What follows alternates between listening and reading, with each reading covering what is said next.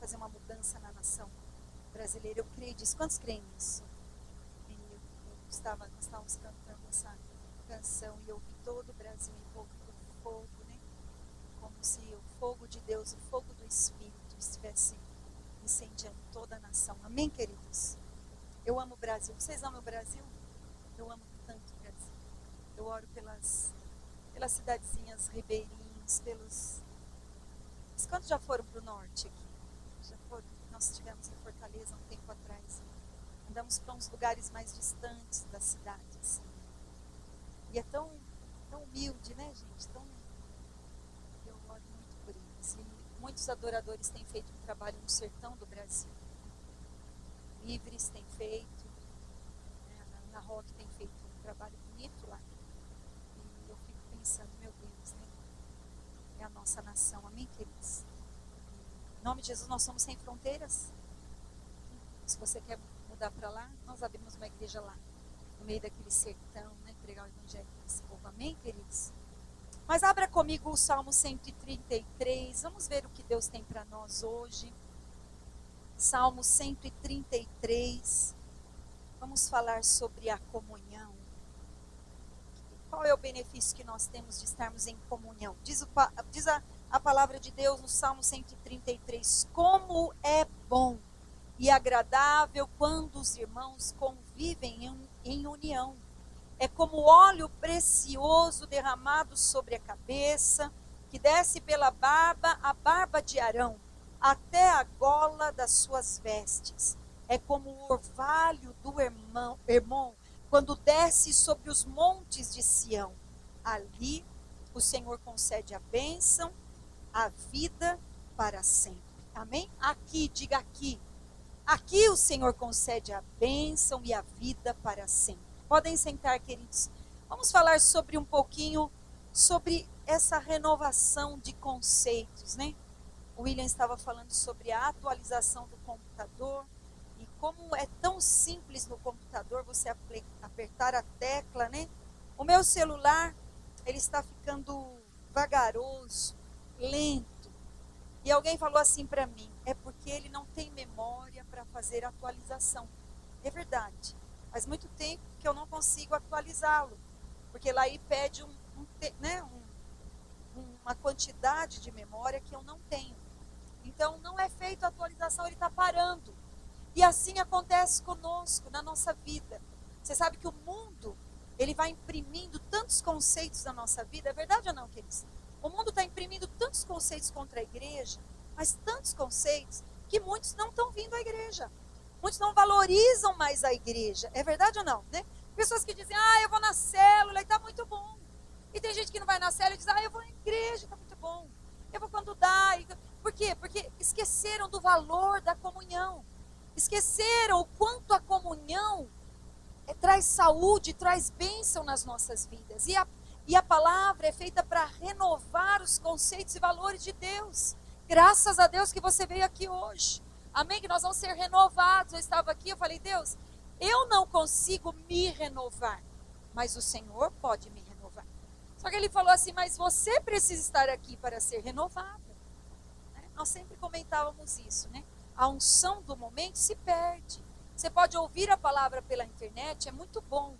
Mas há uma unção derramada enquanto você ouve a palavra, que não vai pelos cabos da internet. Quantos estão entendendo isso? Amém, queridos? Então é muito importante que você esteja na igreja. E você que me ouve, talvez pela gravação, você precisa estar na igreja. É ou não? Porque senão a Bíblia não diria da importância da comunhão, certo ou não? Com o passar do tempo, a gente vai perdendo esse frescor de viver em comunidade. Há pessoas que perderam isso. Elas preferem estar com a família, elas preferem estar com pessoas que não têm Deus, elas preferem estar com a televisão, com as pessoas de um programa, elas preferem estar sozinhas. Você sabe que uma das coisas que tem roubado a comunhão é essa solidão. Há pessoas que preferem se retirar, há pessoas que preferem estar sozinhas. E hoje nós vamos ser restaurados, porque a igreja não é um clube. Diga, não é um clube. Nós não pagamos a mensalidade para frequentar uma igreja. Certo ou não? Não. A igreja não é um clube. Alguns dizem assim, eu pago meus dízimos, então eu posso vir à igreja, tomar água, sentar, né, ter um bom aconselhamento quando eu precisar. Não, a igreja não é isso. Nós contribuímos para que o reino de Deus avance e não para termos um benefício pessoal. Eu dou meu dízimo, então toda hora que eu preciso, meu pastor tem que vir na minha casa me aconselhar. Não é um pagamento. Você não está pagando algo para ter um benefício. Nós contribuímos porque queremos ver o reino de Deus avançando. Porque nós amamos a obra de Deus. A igreja não é um abrigo de salvos, onde cada um busca o seu interesse. Não, também não é. Não estamos aqui para fazer a nossa própria vontade, mas para fazer a vontade daquele que nos chamou das trevas para a luz. Certo ou não, queridos? Estamos aqui, cantamos aqui. Senhor, eu quero fazer o teu querer, o teu realizar. Me ajuda, né? Me ajuda a compreender a tua vontade. A igreja também não existe em nossa função. Nós estamos aqui em função do Deus da igreja. Quantos estão entendendo? A Igreja Sem Fronteiras existe porque eu existo. Não. É ao contrário. Certo ou não, queridos? Certo ou não? As pessoas acham isso. Não, eu vou na igreja. Não, ao contrário. A igreja também não é prestadora de serviços. Não é. Da qual eu sou apenas um cliente. Eu espero que as minhas necessidades sejam atendidas. Então, se é uma prestadora de serviço, um dia você vem aqui, a palavra não te agrada, eu vou buscar outra palavra em outro lugar que vai falar alguma coisa que me agrada. Não. A igreja não é um supermercado. Que hoje a oferta está ali da carne, você vai, amanhã a carne está ofertando ali. Não. Não, a igreja não é isso. Quando por algum motivo os serviços da igreja caem ou não estão de acordo com aquilo que as pessoas querem, elas deixam de ir, parece um shopping. Hoje eu quero ir nesse shopping porque tem esse restaurante. Amanhã eu quero ir lá porque tem aquela comida. Não, a igreja não é isso. Pessoas assim não têm aliança. Igreja é formada de pessoas que vivem de aliança. Diga uma aliança. E aliança não se quebra. Diga, não se quebra. Num casamento de aliança não se quebra. A menos que alguém adultere, diz a palavra de Deus. Certo ou não? Aí sim. Por isso, queridos, eu não vou desistir de você. Diga à pessoa que está do seu lado, eu não posso desistir de você. Porque você faz parte da minha família. É mais do que família, diga, é mais do que família. Há pessoas que trocam. Eu fico pensando, como é isso? Eu não consigo entender isso. Você é minha família e agora eu não quero mais estar com você, eu quero estar com outra pessoa. Eu não entendo isso. Um dia eu vou perguntar ao Senhor. Mas hoje nós vamos renovar as nossas alianças por meio do corpo. Amém, queridos? A igreja também não é uma casa de shows. Eles estão tocando uma música que eu não gosto, então eu vou naquela que toca a música que eu gosto. Aqui toca rock, é muito barulhento, também não gosto desse estilo, eu vou naquela que toca sertanejo. Não, a igreja não é uma casa de shows. Muitos acham que a igreja é entretenimento, né? Você sabe que eu estava pensando nisso, quando nós trouxemos um grupo de teatro, quando a gente faz uma festa, eu não estou botando tudo no mesmo saco, por favor, né? Há ministérios, há pessoas que vivem para isso, são missionários, glória a Deus pelas artes, amém, queridos? Mas eu fico pensando, a igreja lota, precisa botar cadeira no fundo, porque é uma apresentação de teatro, porque é uma apresentação de uma banda diferente, mas a igreja não lota, para se ouvir mais uma palavra. Que interessante isso, né? Apreciam as músicas, a pregação, o ambiente, mas não compreenderam que o culto transforma. Diga à pessoa que está do seu lado, o culto transforma. Nós somos uma grande família. O Pai, Deus é o nosso Pai. Nós temos o mesmo irmão mais velho, Jesus, certo ou não? Unigênito, primogênito. E somos todos irmãos. Então, eu não consigo viver sem vir à igreja.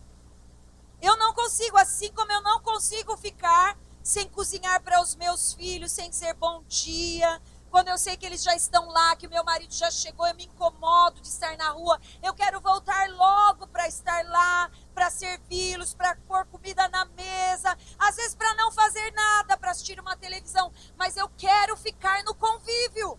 Diga, a igreja é um convívio. Por isso eu e você precisamos entender que cristianismo não é religião, é relacionamento. Diga, cristianismo é relacionamento. E nós precisamos aprender a nos relacionar. A igreja é relacionamento. E relacionamento gera comunhão. Então, se eu ficar muito tempo sem vir à igreja, eu vou perdendo a comunhão. Vocês estão entendendo isso? É claro, eu vou perdendo. Aí se eu ficar... Tem gente que fica, né? Às vezes é um aniversário, é um casamento, é uma dor de barriga, daí outra dor de barriga, daí outra.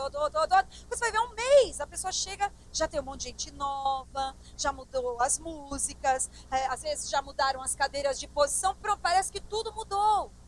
Não, querido, a igreja é relacionamento. E você é chamado a estar na igreja. Sabe, quando Jesus esteve nessa terra, Jesus se relacionava com as pessoas. Ele só pregava o evangelho porque tinha pessoas. Pessoas valem mais do que coisas. Pessoas valem mais do que dinheiro. Pessoas valem mais do que trabalho. Vocês compreendem isso? Jesus deu prova disso com a própria vida. Ele não veio aqui para fazer qualquer outra coisa. Ele todos os dias andava nas ruas conversando com as pessoas. Por isso, igreja é relacionamento. E você sabe que muitas coisas atrapalham o relacionamento. Mas a mais é o tratamento pessoal. Né? O relacionamento é muito afetado pelo tratamento pessoal. E nós precisamos, hoje, que o Senhor nos capacite a mudar nisso. Hoje eu tive com a minha mãe minha mãe foi fazer sobrancelha num lugar bem bonito, sabe? Eu entrei com ela e nós vimos um lugar bem bonito, um lugar muito claro, cheio de luz. E nós sentamos num lugar bem bonito. Aí chegaram algumas pessoas, nos cumprimentaram tão bem, foram tão amáveis.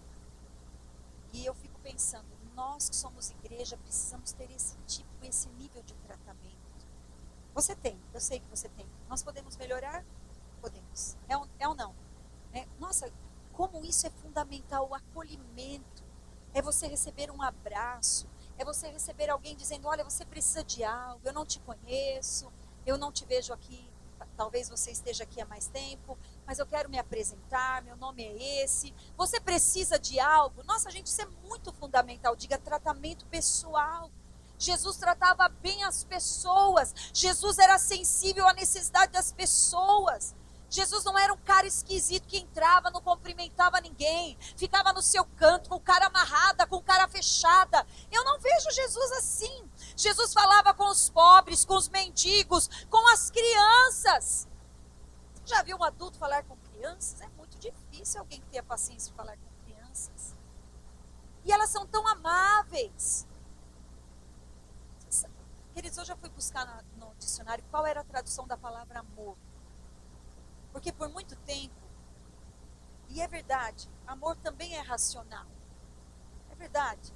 Na nação brasileira, e os brasileiros são bem emocionais. Mas você sabe que a primeira tradução, ou sinônimo da palavra amor, é afeição. A afeição fala desse contato, desse carinho, de abraçar, de chorar junto. É muito mais ficar dando conselho, falando coisas. Olha, você tem que fazer isso, fazer aquilo. Ó, tem que orar, tem que... Ó, tem. Não, queridos. É mais do que isso, é compreender as pessoas. É pela afeição que nascem laços entre as pessoas. Jesus tocou nas pessoas. Tem alguém aí do seu lado? Dá um abraço nele aí.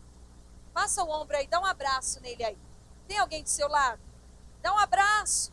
Tem alguém na sua frente, atrás de você, dá um abraço nessa pessoa.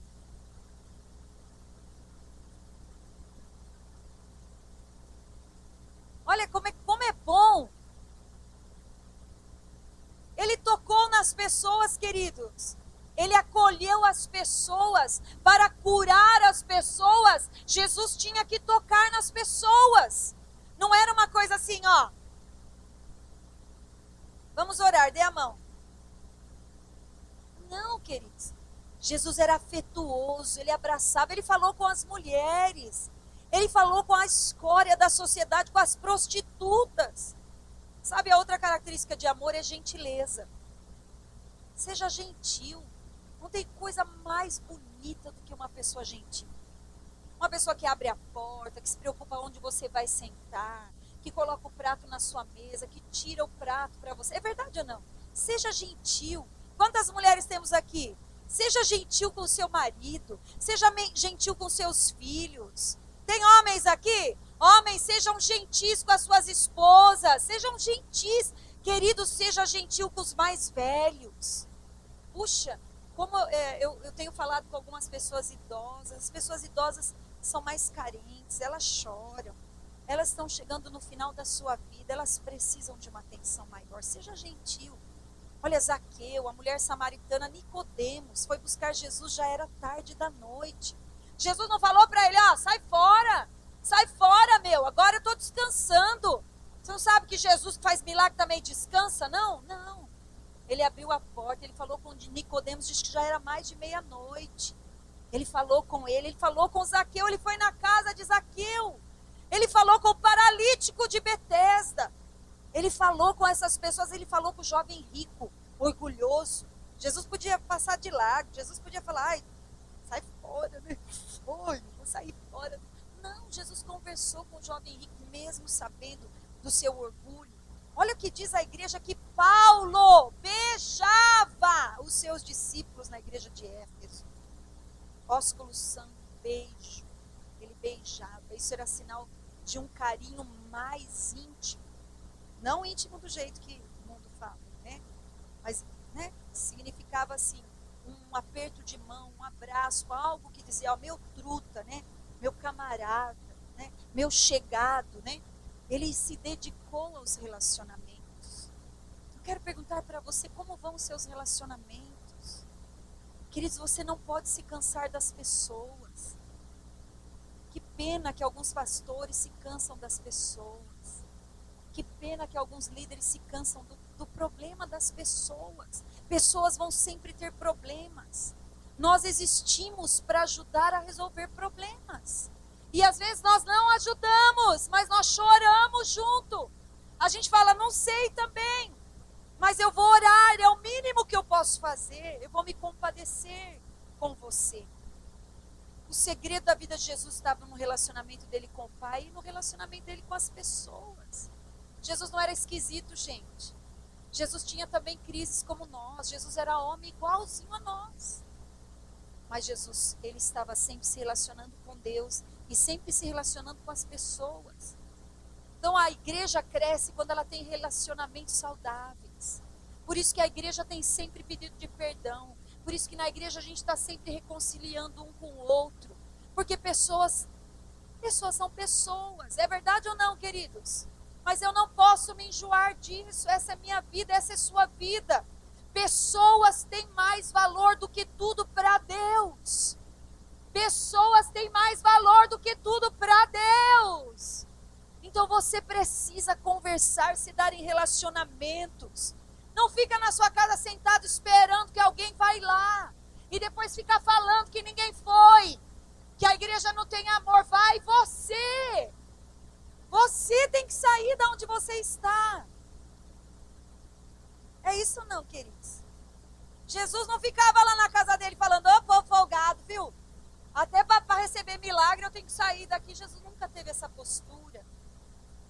Custava para ele também. Naquela época não tinha carro. Naquela época não tinha WhatsApp. Jesus ia pessoalmente, andava quilômetros e quilômetros. Mateus 12, 25 diz assim que uma casa dividida não prevalece. Se dentro da casa tiverem pessoas que não conversam uma com as outras, que não gostam uma das outras, que não concordam uma com as outras, olha o que acontece. Jesus, conhecendo seus pensamentos, disse-lhes, todo reino dividido contra si mesmo será arruinado. Toda cidade, casa, igreja é arruinada se tiverem pessoas divididas. Nós trabalhamos para um único rei. Diga, um único rei. Você não trabalha só para a sua célula. Você não tem uma bandeira, um perdigri. Você não tem uma coleira. Todos nós trabalhamos para todos nós. Diga aleluia. A desunião dos crentes é tratada como carnalidade por Paulo. Olha o que Paulo diz em 1 Coríntios. Irmãos, não lhes pude falar como a espirituais, mas como a carnais, como a crianças em Cristo. Eu dei leite, não alimento sólido, pois vocês não estavam em condições de recebê-lo. De fato, vocês ainda não estão em condições porque são carnais, porque têm inveja, divisão. Um prefere o outro, um compara a liderança do outro, um não gosta da pregação do outro, um prefere um ministrando louvor do que o outro. Queridos, isso é carnalidade. Jesus está falando não. Paulo estava falando, eu não pude falar com a igreja como pessoas maduras, eram crianças. Mas quando os crentes são unidos, a igreja começa a ser vista lá fora. Você sabe que essa é a maneira com que Deus queria que a igreja fosse vista. Pelo amor com que nós nos tratamos uns aos outros. Pela maneira como nós nos tratamos uns aos outros. Olha que Atos 2,47 diz, louvando a Deus e tendo a simpatia de todo o povo. E porque eles eram unidos em comunhão, o Senhor lhes acrescentava todos os dias os que iam sendo salvos. Se você ler o contexto de Atos dos Apóstolos 2, na verdade do capítulo 1 ao 15, está falando de uma igreja que tinha bons relacionamentos, que vivia em comunhão. Essa igreja vivia em comunhão. Essa igreja não falava assim, que saco, outra reunião, que saco, de novo na igreja, seminário de sábado. Essa igreja não murmurava, essa igreja amava estar junto. Eles falaram, olha, eu vim direto do serviço, trouxe a minha marmita, vou comer ali na cantina, só para não perder o seminário. Essa era a igreja de Atos dos Apóstolos. E capaz de sentar alguém do lado e ainda ajudar a comer junto. Há um poder na comunhão, queridos. Por isso que muitas pessoas estão enfraquecidas. No Salmo 133, Deus fala dessa comunhão. Deus se alegra quando a comunhão, quando estamos juntos. Não importa a sua teologia, seu dom extraordinário. Não importa se nós estamos numa visão sobrenatural, estratégica. Se você for individualista e não tiver comunhão com a igreja, está enfraquecido na fé. É muito triste isso, porque, olha, tem tudo para ser feliz. Tem tudo. A igreja é pública, as portas estão abertas. Ninguém te cobra nada para sentar na cadeira. É verdade ou não? Ninguém te cobra nada para estar em comunhão. Nós amamos estar em comunhão. Nós temos tudo. E muitas vezes nós parecemos um tijolo fora da construção. Um membro fora do corpo. Um soldado perdido no campo de batalha. Longe do seu pelotão. E aí a gente fica presa fácil. Mas hoje Deus está chamando a você viver a vida intensa da comunhão na igreja. Por quê? Porque a comunhão alegra o Senhor, traz alegria. Olha o que diz, como é bom, como é agradável, como Deus se agrada com a comunhão dos irmãos, por vivermos juntos em união. Isso é uma exclamação de alegria. O Senhor habita no meio da comunhão. Olha o que Sofonias 3,17 diz, o Senhor, o teu Deus, está no meio de ti, poderoso para te salvar. Ele se deleitará em ti com alegria, renovar-te-á no seu amor, regozijar-se-á em ti com júbilo. Diga aleluia. É aqui, ó, aqui. Dá uma olhadinha aí do lado, fala aqui, ó, aqui, galera, é aqui, ó. Assim nada entristece mais a Deus do que ver divisão no meio do povo. Nada entristece mais. Sabe por quê? Porque a comunhão libera poder. Diga poder. Olha o que diz, versículo 2, é como óleo precioso sobre a cabeça, o qual desce para a barba de Arão e desce para a gola de suas vestes. O óleo precioso do Espírito Santo desce da cabeça. Isso significa que somente aqueles que estão conectados na cabeça é que desfrutam da unção. Quantos estão entendendo disso? Se você é um membro fora da cabeça, o mundo prega isso. O mundo prega, a igreja é você. Faça o que você quiser, vá onde você quiser. Mas não é isso que a palavra diz. O corpo tem uma cabeça. Esse corpo tem uma cabeça. Quem é a cabeça? Cristo. Abaixo de Cristo, quem é a cabeça dessa igreja? O pastor. Os pastores. E vai descendo o óleo, e vai escorrendo. e vai pegar até o dedinho. Se você é a unhinha lá do dedão do pé encravada, não, unhinha não, porque dedão é unhão, né? A unhinha lá do dedinho, você vai receber o óleo da unção que escorre. A unção traz poder, diga poder, diga poder. Então, nesse tempo, eu quero experimentar esse óleo junto com você. Em comunhão, o Espírito Santo é o poder, e esse poder vem sobre nós de maneira mais efusiva na comunhão. O Espírito Santo é a unção de Deus sobre nós. Então, quando estamos juntos, essa unção potencializa, diga, aumenta o poder, maximiza, até ela enche. Você vem, é pequenininho, é um ícone. De repente você clica lá, fica grande. Por isso que a unção não é guardada, não dá para levar na bolsa. Não dá para falar, ai, olha, vou chegar lá e vou distribuir a unção para quem não veio. Não dá para fazer isso. Nossa, vai gravar tudo isso. Glória a Deus. Então, quando estamos juntos, nós temos poder, diga poder. O óleo representa a unção que vem da palavra. Sabe, queridos, o azeite era um elemento muito usado quando isso foi escrito, né? E ele simboliza provisão completa, diga completa, que vem pela unção. É completo. Eu já ouvi falar também que uma das traduções para unção é a capacidade de fazer coisas que você não faria naturalmente. Olha, eu preciso dessa unção. Você não precisa? Nós precisamos. Então, o Salmo 133 diz que a comunhão libera o óleo. E isso é algo muito precioso. Esse óleo desce da cabeça que é Cristo, alcança todos os membros, traz provisão completa para a vida do povo de Deus. Diga aleluia. Então, isso é agradável. É agradável a comunhão, o corpo de Cristo. Você sabe que o óleo, o azeite é alimento, né?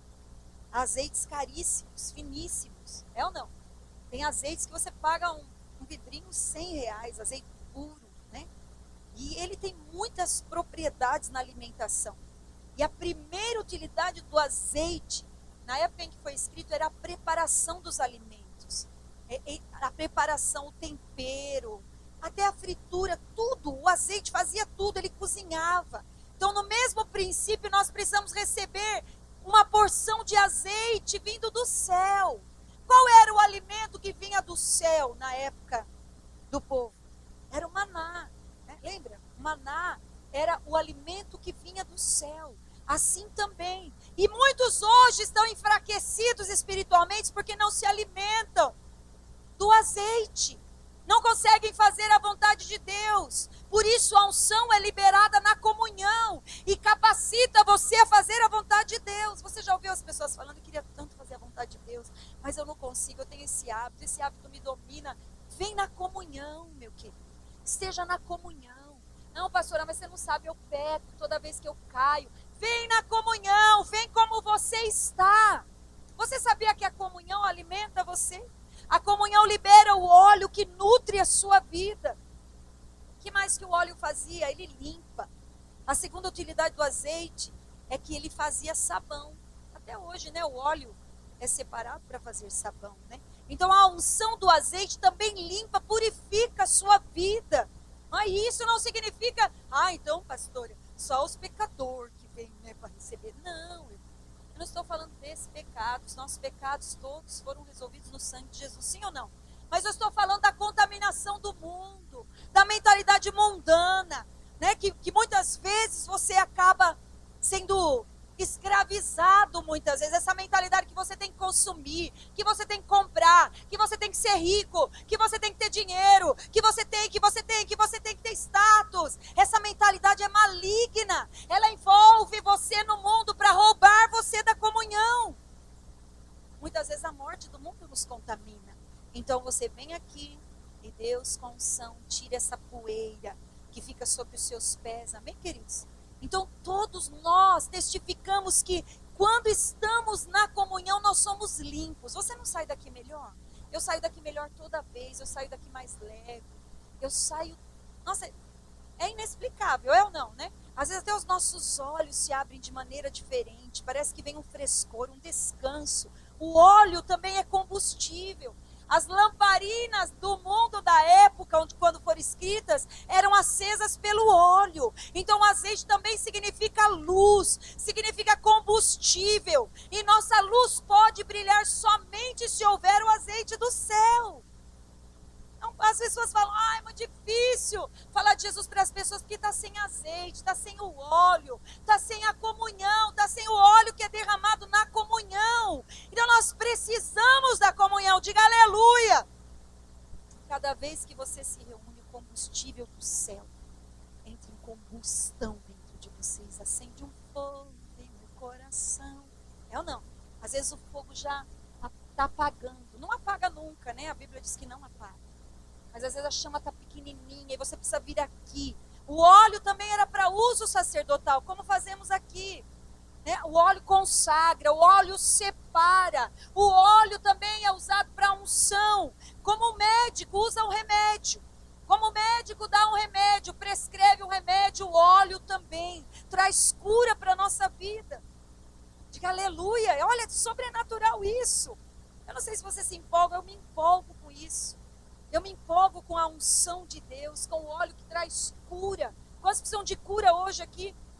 Olha o que a Bíblia diz, Tiago 5,14. Está entre vocês alguém que está doente, que ele mande chamar os presbíteros da igreja, para que estes orem sobre ele e o unjam com o óleo. Olha, ungir com o óleo traz cura física. Quantas vezes você foi ungido? O óleo da cura é liberado quando estamos juntos aqui. Às vezes Deus está curando pela palavra, Deus está curando na oração final. Tem pessoas que ainda duvidam, né, que foram, né? Verdade ou não, queridos? Mas você já foi curado, está sendo curado. Amém? Então é o suprimento completo. A comunhão é algo realmente poderoso. Paulo diz isso, que a igreja de Corinto estava doente porque não estavam em comunhão. Olha o que ele diz. 1 Coríntios 11, 29, 30. Pois quem come e bebe sem discernir. Olha, aqui está falando da ceia, né? Aí tem gente que corre da ceia. Irmão, domingo é ceia. Se a gente anuncia... Não, agora não, né? A igreja mudou, graças a Deus. Né? Mas teve um tempo que a gente falava que era ceia, o povo corria da ceia. Porque ficava envergonhado. Meu pecado. Graças a Deus que nós fomos curados, amém? Fomos renovados na nossa maneira de pensar, né? E sabemos que a ceia traz cura. Olha lá. Quem come e bebe sem discernir o corpo, sem estar no corpo, sem viver na comunhão, come e bebe juízo para si. Eis a razão porque estão muitos fracos e doentes, e não poucos que dormem. Então, uma igreja que dorme é uma igreja apática, é uma igreja sem expressão. E se falta da comunhão, muitos de nós estamos ficando doentes. Eu não estou falando se você está doente aqui hoje é por causa disso, amém, queridos? E nem estou dizendo que se alguém faltou daqui hoje porque está doente é por causa disso. Amém, amados? Mas muitos podem estar abertos para enfermar porque não valorizam a comunhão. Então a comunhão produz alimento, purificação, combustível, libertação e cura física. A comunhão é restauradora. Ela está dizendo, é como o orvalho do Hermon que desce sobre os montes de Sião. Que hora da noite o orvalho cai, amados? A madrugada, quando você descansa no Senhor. Olha que tremendo isso. Uma comunhão de pessoas que descansam, que confiam nele, que estão debaixo da graça, que têm revelação do amor de Deus, que não se deixam abater pelos problemas da vida, que confiam que são mais do que vencedores em Cristo. Então eles são restaurados. Olha. E se caso você chegou aqui ansioso, preocupado, o orvalho está caindo sobre você. E você vai dormir hoje, essa noite tranquila, porque o orvalho cai sobre a sua vida. Em Oséias 14:5 diz que o Senhor era o orvalho de Israel. Refrigério. Quantos precisam de refrigério nesse dia? De uma forma silenciosa, discreta, o orvalho cai. Ele vai caindo à noite, ele vai molhando a plantação. Olha, isso é tremendo. É ou não? Ele vai molhando, ele vai frutificando, ele vai dando a você condições para você frutificar em todas as coisas. Então, se você comparar o Salmo 133, você vai ver que o orvalho que fala ali é a própria graça de Deus que está sobre as nossas vidas. Lamentações, Jeremias fala em capítulo 3, 22, 23, as misericórdias do Senhor se renovam a cada manhã. Olha lá, o orvalho da graça caiu durante toda a noite. E de manhã você se levanta tranquilo, porque as misericórdias do Senhor estão sobre a sua vida. Diga aleluia. Esse é o orvalho do Senhor. Então é na comunhão que nós experimentamos essa graça, esse amor de Deus, esse orvalho que cai sobre nós. Ah, como é bom ter a revelação do amor de Deus. Todos os dias, a comunhão traz a bênção e a vida, diz o Salmo 133. Ali aonde? Diga aqui. Diga aqui, na comunhão. Não é fora dela. Gente que fala assim, eu sou a igreja, lá em casa. Não, é aqui, na comunhão. Diga na comunhão. Alguns valorizam mais o tempo. Eu não gosto dessa doutrina de dizer que a gente é o tempo só. A gente é mesmo, é verdade. Mas essa doutrina de falar que a gente é o tempo deixou muito cristão fora da igreja. E eles estão lá nas baladas dizendo que são o templo. Estão lá na bebedeira dizendo que é o templo. Estão lá nos motéis dizendo que são o templo do Espírito Santo. E são.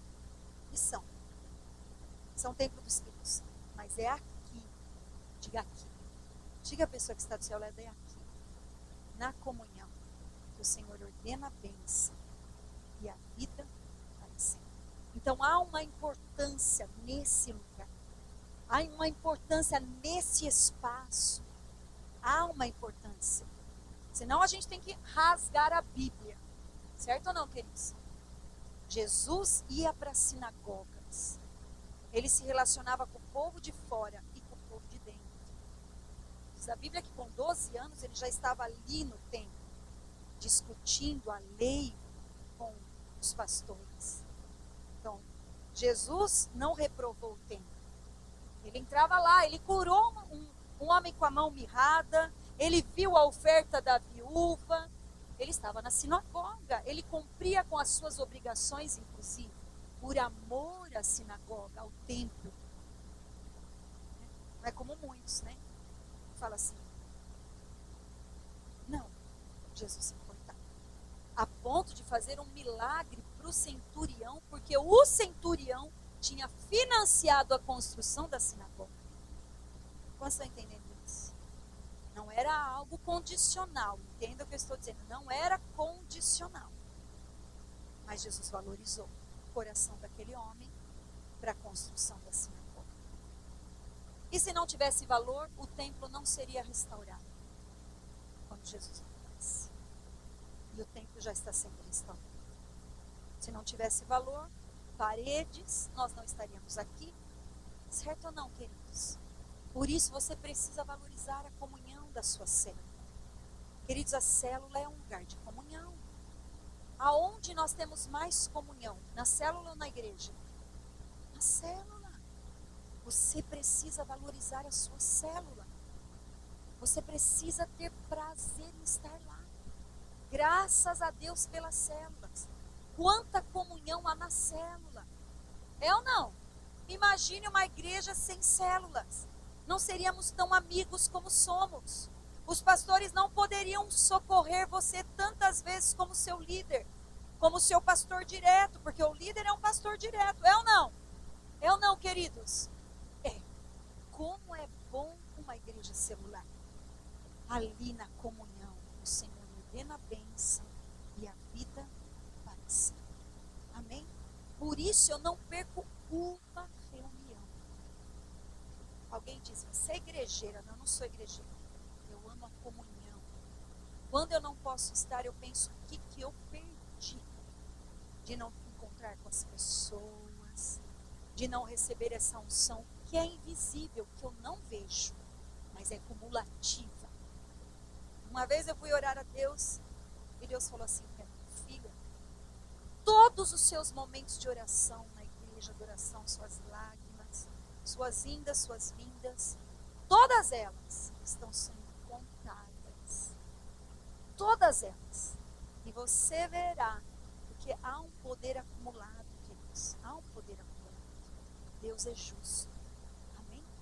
Por isso, você que veio aqui hoje, se sacrificou, às vezes veio com dor de cabeça, veio, né, veio corrido, veio mal, né, venha como está, mas venha, que aqui é o lugar que Deus vai te restaurar.